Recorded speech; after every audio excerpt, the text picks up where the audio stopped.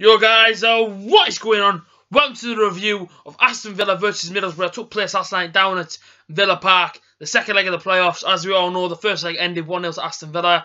Then took that an aggregate scoreline into last night. The game ended 0-0, as everybody knows, and obviously Borough went out and Aston Villa goes to the final. And before we go any further, I just want to say good luck to Aston Villa in the final. I hope the boys do well. I say, man, Aston Villa go through, so I say, yeah, good luck, boys. Let's see exactly how Aston Villa get on. But in terms of the game, I get through it now. And then obviously after the game, I'll talk about other things that I thought were good and what other things that I thought were bad. Talk about the game first of all. As soon as the team selection came out, I'm going to be honest. I'm going to be completely honest with you. I wasn't overly joyed. It kind of deflated me a little bit. I seen it playing the same formation with one striker, and I kind of thought to myself, you know what I mean? You got John Terry there. You got Chester at the back. Both very experienced defenders. If you put one attacker inside the two of them, what I was going to pick him up is going to be a very hard night for the obviously for the Middlesbrough attacker. That attacker being Britson Bolonga. In my opinion, we should have started two up front. Bearing in mind that we did have another two strikers on the bench, being Bamford and Gusted. Now I know Gusted wasn't ready or whatever, but or maybe Gusted wasn't like match fit or whatever. I know that, I get that, but listen, Patrick Bamford was there. And so was Britson Bolonga, who was obviously inside the starting lineup. But for me, I feel like if we would have gone 4-4-2, it could have been a bit of a different game. We maybe would have been able to break down Aston Villa. You know what I mean? Sort of break Aston Villa down a bit more than maybe obviously than for once I can speak. Well, than actually Middlesbrough wanted to, but you know, I thought defensively Aston Villa. I thought Aston Villa defended very well. You know, in terms of the game, I know Borough kind of working down the left-hand side, Stewie down in sort of George Friend area. Now and then trying to get it out to down Traore, and he did get past Hutton a few times in the first half. And I say my balls were going in, but nobody was on the end of him, and that was a really frustrating thing in the first half for me, especially is that balls were going in, and I mean, almost like decent crosses, but nobody was there on the end of them. I know Aston Villa. I remember Aston Villa having one really. I do remember Aston Villa having one really good chance in the first half. I don't know who it was down the left-hand side, ran down, squared across the 6-yard box. Now, if he hits it, I think it was Hurahan. I don't know how to pronounce his name. But if he hits that, that's going in. George Friend comes flying in, gets the ball, denies him the goal. I say, it comes flying, denies him the goal. And then I say, man, as the first half was coming to a close, Borough did have a lot of chances in the first half. I thought anyway, or should I say, Borough created. Should we have had a penalty as well? Let me know down in the comment section down below. Villa fans and Borough fans, should we have had a penalty? I say, Britson Bolonga on the left hand side went through two Villa players. John Terry took it off him in the box. Now from my angle, I was on like row 4, so I was pretty low down. I couldn't see it as I was looking at it this way on. I couldn't see the contact. Well, obviously I could see the contact, but I didn't know if he got the ball first or the player. So if you guys did see it, let me know down in the comment section down below. But yeah, should we have had a penalty? Should we or not? That's how it is. Second half started, the same sort of thing again. Borough did come out with a good tempo. And I think Aston Villa, all they wanted to do was kind of was almost like try and soak up Borough's pressure and then try and hit us on the counter-attack, and they did exactly that. Like I say, man, Albert Doma, I didn't think he had really much luck anywhere on the field, really. I know he had a few good runs here and there, but I thought Ryan Shorten dealt with him very well. I thought Mo Besic maybe didn't have the greatest game. Even though he had a shot in the second half, but it just went past the post. Man, I just wish he would have passed it on, trying to carve an opportunity. Stewie Down had a free kick later on, literally 89th minute at the crossbar. If that goes in, who knows what could have happened. But like I say, in terms of the game, I thought the Borough players give a lot. And like I say, man, this way was, I mean, sort of 50-50. People saying that Borough didn't give a lot, people saying that Borough did. I think we did, and like I say, man, coming over the end, I did see the looks on the Borough players' faces. And I'm going to be honest with you, man, I was gutted, obviously, you know what I mean? Obviously, I think every single Borough fan wants to go to Wembley, same as what Aston Villa do, and obviously it's credit to Aston Villa for going there, congratulations, but, you know what I mean, obviously, I was stood there clapping all the Borough players. Now, I'll be honest with you, I was absolutely devastated, but, you know what I mean?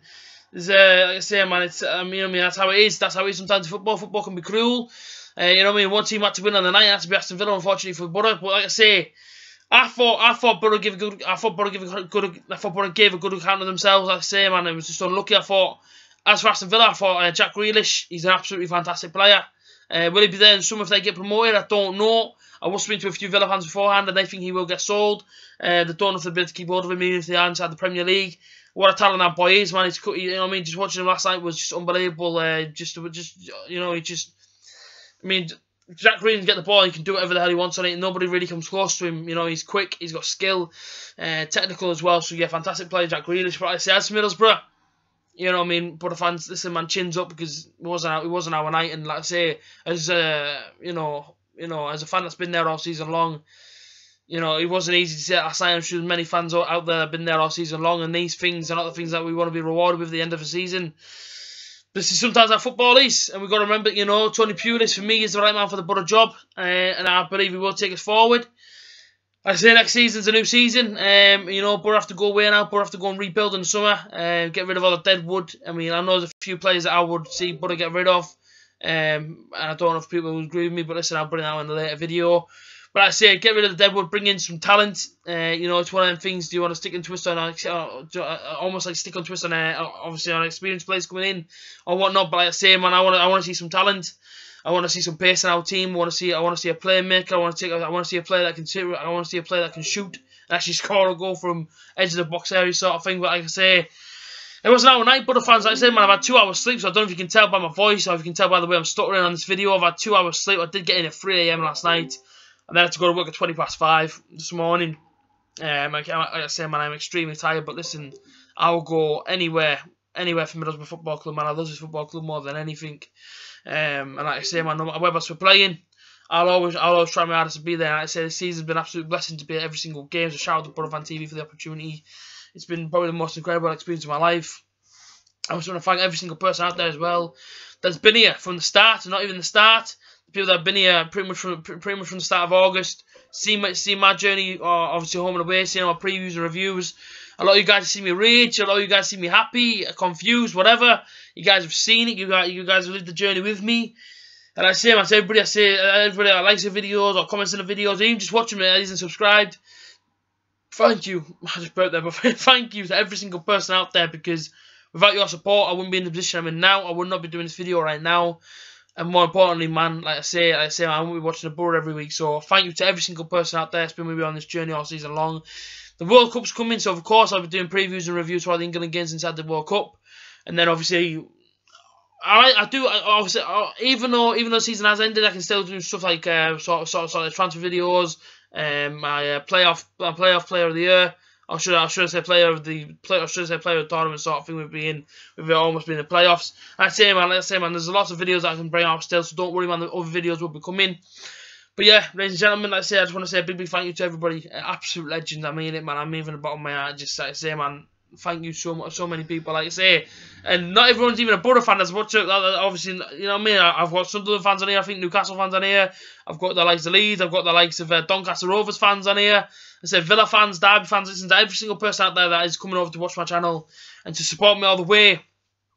Pat yourself on the back, man, because you guys deserve it. Absolute legends. Thank you so much for allowing me to do this. And more importantly, just bring on the new season. And hopefully, let's see where that's Borough end up. And like I say, but it's all about how we prepare in the summer. And I'll come back stronger. But like I say, please go check out the vlog as well. Obviously, this video is going out right now. And then obviously the vlog will be going out. I hope you guys enjoy it. The last vlog of the season. Until the next one. This is my last review of the season until August, and or should I say until the World Cup. But yeah, you guys take care. Thank you all so much once again. Been absolutely awesome. Been absolutely class. Yeah, you guys take care, and I'll see you during the week. Yeah, during the week for another video. Yay! Peace out, Borough fans. Up the Borough.